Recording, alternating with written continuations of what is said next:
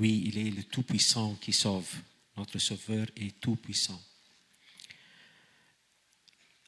Aujourd'hui, on va parler ensemble, ou bien on va lire ensemble un des psaumes que tout le monde et dans tous les âges, chacun de nous aime bien ce psaume, le psaume 23. Le Seigneur est l'Éternel, il est mon berger. L'Éternel, mon berger. Je vous invite, s'il vous plaît, on peut se tenir debout ensemble. Tu peux changer pour lire les paroles du Dieu. Okay. Psaume 23, cantique de David. L'Éternel est mon berger, je ne manquerai rien. Si vous voulez lire avec moi à haute voix, ok? L'Éternel est mon berger, je ne manquerai rien. Il me fait reposer dans des verts de pâturage. Il me dirige près des eaux paisibles. Il restaure mon âme. Il me conduit dans les sentiers de la justice à cause de son nom. Quand je marche dans la vallée de l'ombre de la mort, je ne crains aucun mal, car tu es avec moi. Ta bouellette et ton bâton me rassurent. Tu dresses devant moi une table en face de mes adversaires. Tu oins d'huile ma tête et ma coupe déborde. Oui, le bonheur et la grâce m'accompagneront tous les jours de ma vie et j'habiterai dans la maison de l'Éternel jusqu'à la fin de mes jours. Amen. Asseyez-vous. Nous savons tous que David était un berger.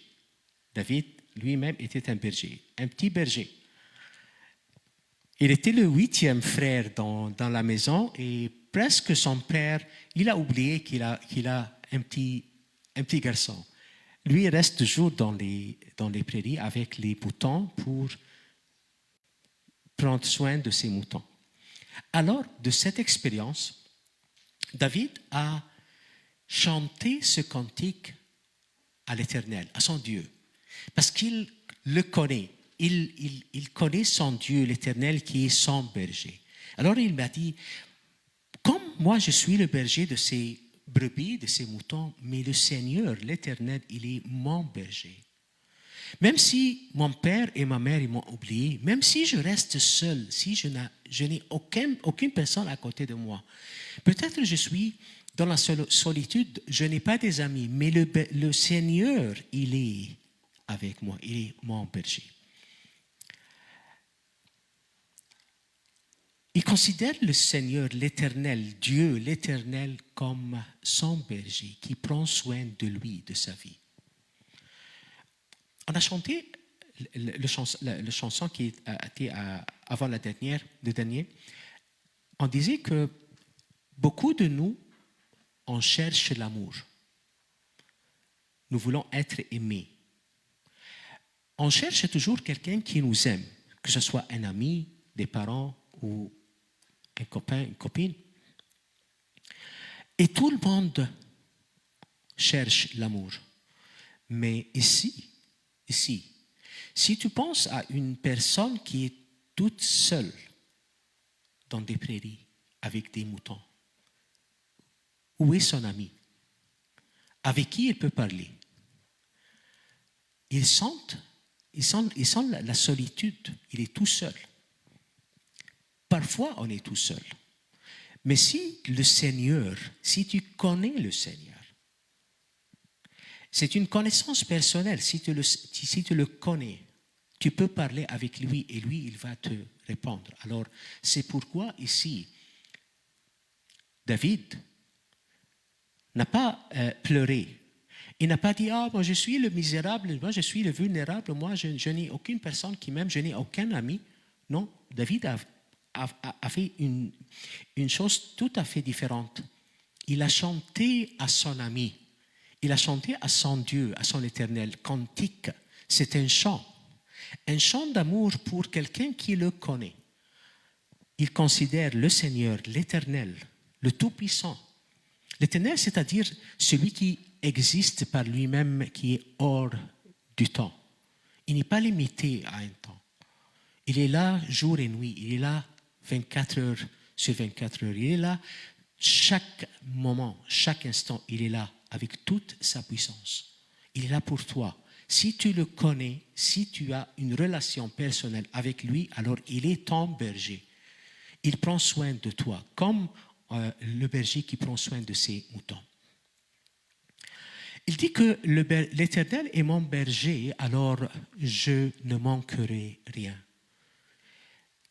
Lui, comme un berger, il prend ses moutons et il les conduit à des verdures, là où les moutons peuvent manger.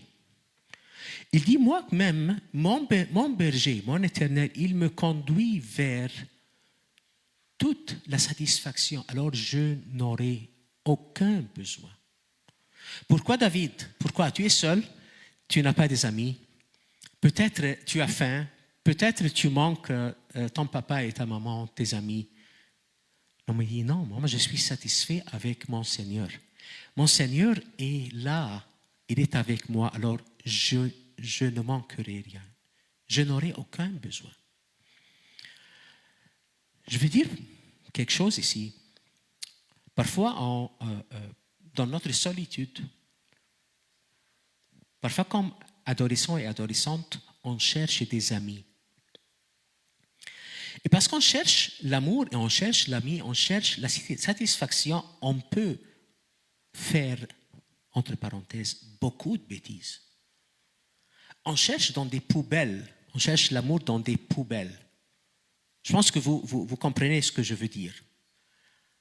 Parce qu'on cherche l'amour, on cherche l'appréciation des autres, on cherche les amis, on peut faire n'importe quoi pour que tu m'acceptes. Je ferai n'importe quoi pour que tu m'acceptes. Si tu prends des drogues, moi je vais prendre des drogues pour que tu m'acceptes. Si tu dis des gros mots, je vais comme ça parce que je veux que tu m'acceptes. Il y a des gens qui parfois, ils jettent Dieu, ils jettent Jésus juste pour acquérir un ami ou une amie. Pourquoi? Parce que tu n'es pas satisfait. Ton cœur est vide. Tu as soif. Tu as faim. Tu n'as jamais goûté le Seigneur qui peut être ta satisfaction. Et si on a un jeune homme comme vous qui est tout seul, abandonné peut-être de ses parents, mais il dit, le Seigneur, il est ma satisfaction. Et aujourd'hui, je veux que tu acceptes cette idée, que prendre le Seigneur dans ta vie, il est ta satisfaction. Tu ne manqueras rien. Tu ne manqueras rien. Le Seigneur prend soin de nous et nous n'aurons jamais besoin. Pas parce qu'il nous donne de l'argent, il nous donne de la nourriture. Non, il est là dans ta vie. Alors ta vie est équilibrée. Ta vie est satisfaite à cause de sa présence. Je ne manquerai rien. Je suis satisfait avec celui que j'aime, le Seigneur que j'aime. Puis il dit, il me fait reposer dans des verts de pâturage. Il me dirige vers des eaux paisibles. Quand les moutons mangent, ils ont besoin d'un repos, une sieste. Puis, ils ont besoin de boire. David, de son expérience, il connaît bien comment il peut prendre ses moutons dans des verdures, dans des pâturages. Ils vont manger. Alors, il les conduit à dormir un peu, puis il les conduit vers des eaux pour boire. De cette expérience, il décrit comment le Seigneur, son Éternel, son berger, il fait semblable dans sa vie. Le Seigneur me repose parce qu'il est dans ma vie. Il me donne la paix. Il me donne le repos. Beaucoup de nous, on a beaucoup des moments difficiles, on pense beaucoup, on a beaucoup de choses dans notre tête, mais qui peut nous donner la paix? C'est le Seigneur. Si vous vous souvenez, la dernière fois, on a lu de Matthieu 11, verset 28, le Seigneur Jésus dit, « Venez à moi, vous tous qui êtes fatigués et chargés, et je vous donnerai du repos. » Si tu cherches un repos, ne cherche pas ailleurs. Cherche le repos de l'Éternel. Il est là dans ta vie. Il est le Tout-Puissant qui peut te donner un repos, qui peut te donner la paix, qui peut te donner des moments paisibles. C'est pourquoi il dit, le berger, il conduit les moutons, il emmène les moutons vers des eaux pour boire. Et Jésus est là, ton berger, pour te donner pas seulement de l'eau à boire, c'est de l'eau de la vie, l'eau vivante. C'est quoi l'eau vivante? Dans l'évangile de Jean, chapitre 7, versets 37 jusqu'à 39. Essayez de lire avec moi. Jésus dit, si quelqu'un a soif, qu'il vienne à moi et qu'il boive. Celui qui croit en moi, des fleuves d'eau vive couleraient de son sein. Comme dit l'Écriture, il dit cela de l'Esprit Saint. Qu'est-ce que signifie l'eau vivante ou l'eau de vie? C'est le Saint-Esprit, l'Esprit de Dieu qui vient pour vivre en toi. Et Jésus dit que l'eau vivante, c'est son esprit qui va demeurer dans chacun de nous.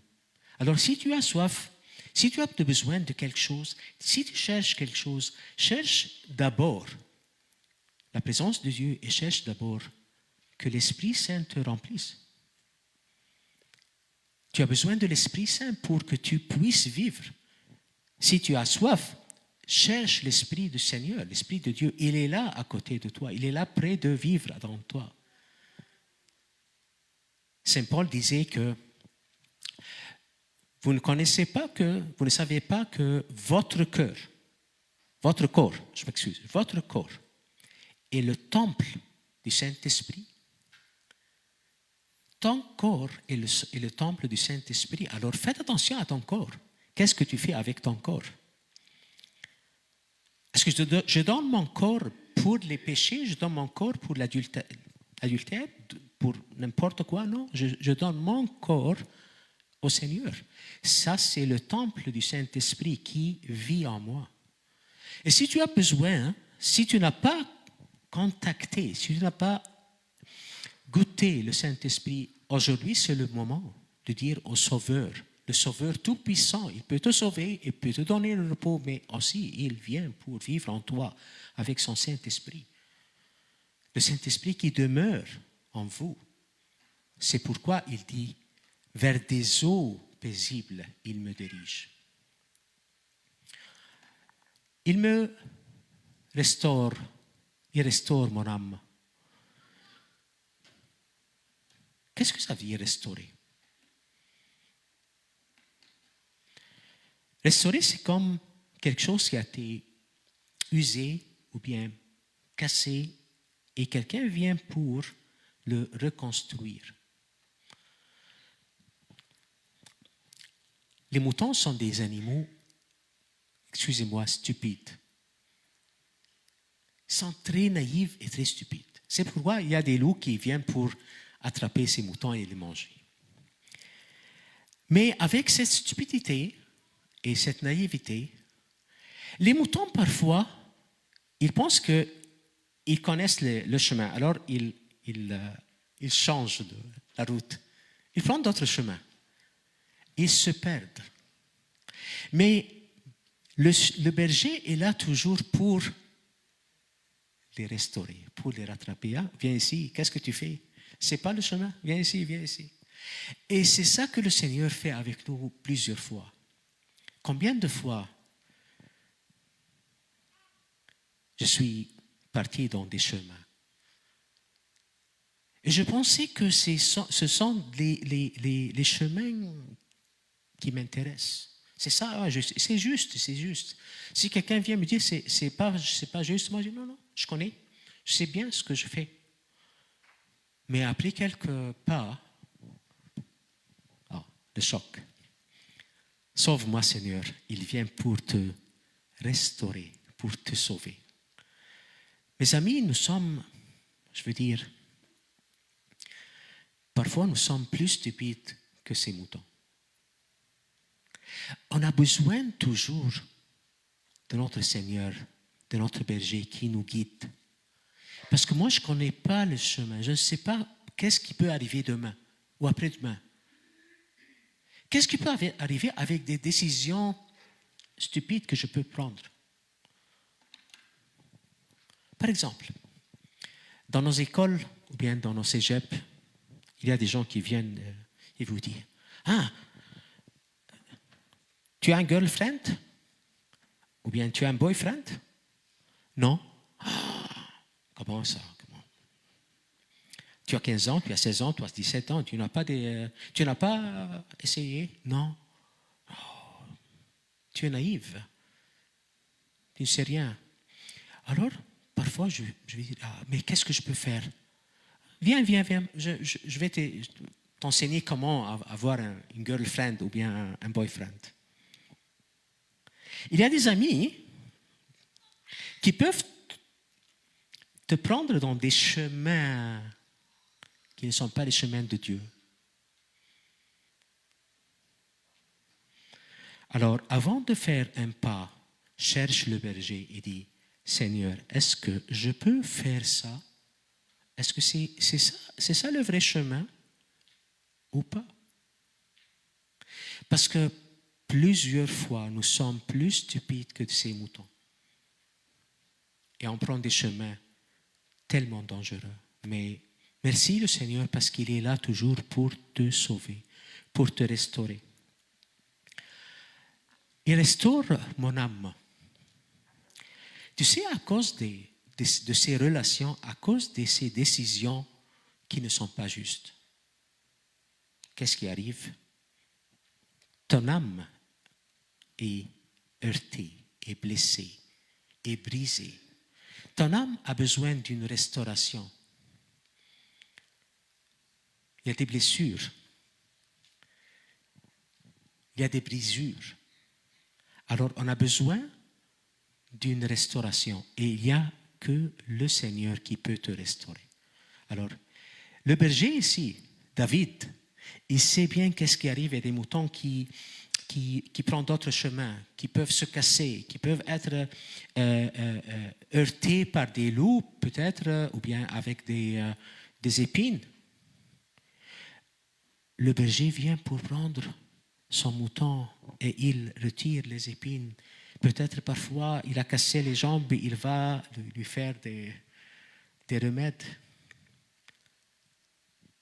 Il savait bien ce qui se passe. Alors il dit, moi-même, combien de fois j'ai fait des bêtises, mais le Seigneur était là pour me restaurer, pour me sauver la vie. Il me conduit vers des chemins justes. C'est lui seul qui peut t'aider à prendre des décisions justes, décisions qui ne sont pas des décisions naïves ou bien stupides, sont des décisions de justice. Parce que lui, il peut te conduire toujours. Quand je marche dans les vallées de l'ombre de la mort, je ne crains rien, parce que tu es là. Chacun de nous, on peut passer avec des moments tellement difficiles. Oui, ça peut arriver. Des moments de perte, peut-être des moments de solitude, des moments de larmes. Oui, on peut passer avec ça. Parfois, on peut passer dans des vallées de la mort. Oui, je suis pressé jusqu'à la mort. Je peux être dans des situations tellement difficiles. Oui, mais est-ce que c'est la mort vraiment? Non. le berger est là toujours. Quand il passe avec ses moutons, le berger peut passer dans des vallées très étroites, peut-être très dangereux. Mais les moutons ne craignent rien. Pourquoi? Parce qu'ils regardent toujours le berger. Et le berger est là, il fait quelque chose de très un peu bizarre. Il a un bâton avec lui et il tape sur les moutons comme ça. Qu'est-ce qu'il fait? C'est un signe. Je suis là. Ne crains rien. Ne crains rien. Moi, je suis là. Le bâton, qu'est-ce qu'il fait? Il donne le sens que le berger est là toujours. Je suis là, ne crains rien. Quand le Seigneur t'envoie un mot, quand le Seigneur peut-être t'envoie une parole avec,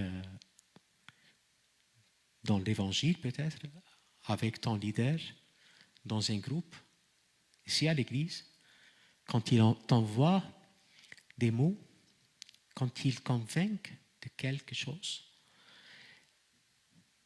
ça c'est tellement, tellement une grâce de Dieu, parce qu'il t'aime. Il est là parce qu'il t'aime. Parfois, il te donne quelques bâtons. Faites attention. Faites attention. Il t'envoie des alarmes peut-être parce qu'il t'aime, parce qu'il fait attention à chaque pas que tu prends.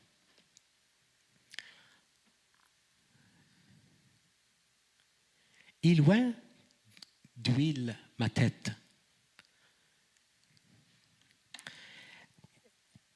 Il y a des insectes qui viennent dans les têtes de ces moutons et ils mettent leurs œufs et les œufs font sortir des larmes. Les larmes, les vers, ils commencent à irriter la peau de la tête de l'agneau. Alors les moutons, qu'est-ce qu'il fait? Le mouton vient pour cogner sa tête vers des rochers ou bien vers les murs. Parce que c'est une irritation tellement nuisible et quelque chose qui le gêne. Alors qu'est-ce qu'il fait? Il cogne sa tête vers les roches ou bien vers la mur. Il peut blesser sa tête, mais il est tellement irrité. Qu'est-ce qu'il fait le berger? Il met de l'huile pour ne pas permettre à ces insectes de mettre les œufs ou bien ces vers qui viennent l'irriter. Il dit que comme ces moutons, parfois on a des idées qui nous cassent la tête. Parfois tu es tellement gêné par des idées. Et tu sens que tu veux casser la tête. Dans ce moment, tu as besoin de l'huile de Dieu. Tu as besoin du Saint-Esprit pour calmer la guerre qui se tourne ici. Tu as besoin du Saint-Esprit pour calmer ta tête. C'est lui seul qui peut faire ça. Et devant tes adversaires, tu imagines que peut-être qu'il y a des loups qui cherchent à prendre ou à attraper un mouton. Mais parce que le berger est là, aucun loup peut venir. Et le mouton reste à côté de son berger et il mange. Il est tellement paisible, il n'y a rien, il ne craint rien. Pourquoi? Parce qu'il y a toujours le berger. Alors, il dit ici que même devant mes adversaires, devant les gens qui peuvent m'heurter, tu dresses une table pour que je mange en paix, pour que je sois satisfait. Toi, tu es le Seigneur qui m'entoure de tous côtés. Le Seigneur qui me sauve, même de mes adversaires, même de mes ennemis. Et puis, il dit que ma coupe est débordée. Si le Seigneur est dans ta vie, si le Seigneur est là pour toi, tu es tellement satisfait comme une coupe qui est pas seulement pleine, mais qui déborde. Parce que le Seigneur est tellement suffisant pour toi. Et qu'est-ce que tu dis à la fin, David? J'habiterai dans la maison du Seigneur. Il y a tout bonheur et toute grâce qui me suit chaque jour de ma vie. Parce que le Seigneur est là, mon berger est là. Tout bonheur et toute grâce me suivra chaque jour, chaque moment de ma vie. Et je reste, je demeure, je vis dans la maison de l'Éternel, maintenant et jusqu'à l'éternité. Alors, mes amis, aujourd'hui, tu peux venir au Dieu Tout-Puissant qui peut te sauver. Tu peux venir à ton berger qui t'attend, qui cherche chaque agneau de nous, chaque mouton. Il te dit, moi je suis là pour être le berger de ta vie. Je suis là pour toi, je suis là pour te sauver, je suis là pour te guider, je suis là pour que tu ne sois pas seul. Je suis là pour te donner toute la satisfaction, je suis là pour te mener vers des eaux paisibles, pour te donner mon esprit, pour être là chaque jour comme ton ami, ton berger, ton père, ta mère, toutes choses. Il est là, ma satisfaction. Le Seigneur est le Tout-Puissant qui veut être ton berger. Alors acceptons-lui aujourd'hui. Amen.